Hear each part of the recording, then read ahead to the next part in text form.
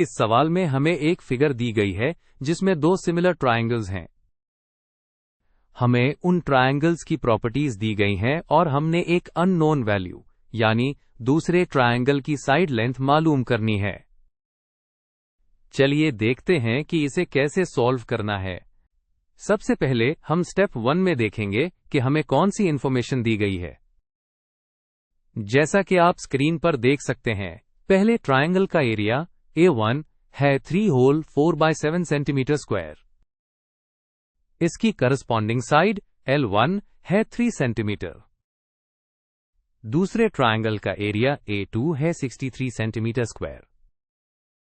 हमारा मकसद है कि हम दूसरे ट्रायंगल की करस्पॉन्डिंग साइड L2 की लेंथ मालूम करें।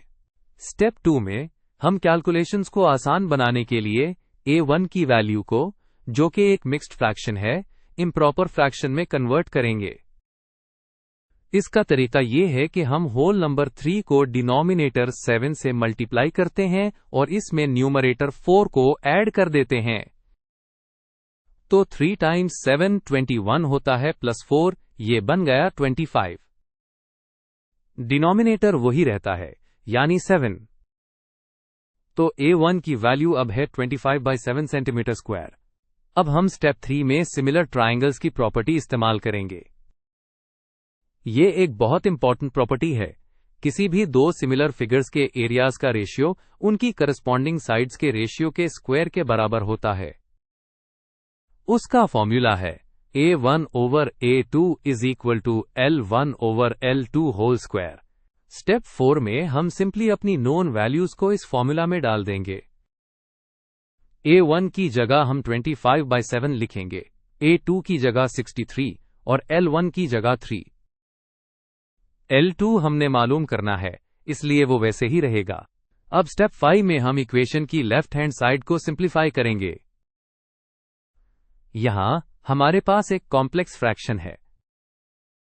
इसे सिंप्लीफाई करने का आसान तरीका यह है कि न्यूमरेटर के डिनोमिनेटर को यानी 7 को मेन डिनोमिनेटर यानी 63 से मल्टीप्लाई कर दें। 7 को 63 से मल्टीप्लाई करने पर 441 आता है। तो हमारी लेफ्ट हैंड साइड सिंप्लीफाई होकर 25/441 बन जाती है। स्टेप 6 में हम इक्वेशन की राइट हैंड साइड को सिंप्लीफाई करेंगे। यहां 3 ओवर L2 का स्क्वायर है। जब हम फ्रैक्शन का स्क्वायर लेते हैं तो हम न्यूमरेटर और डिनोमिनेटर दोनों का अलग अलग स्क्वायर लेते हैं।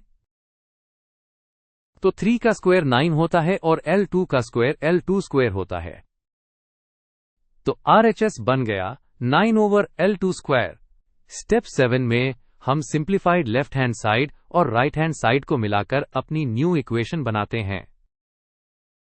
अब हमारी इक्वेशन है 25/441 इक्वल्स 9 ओवर L2 स्क्वायर।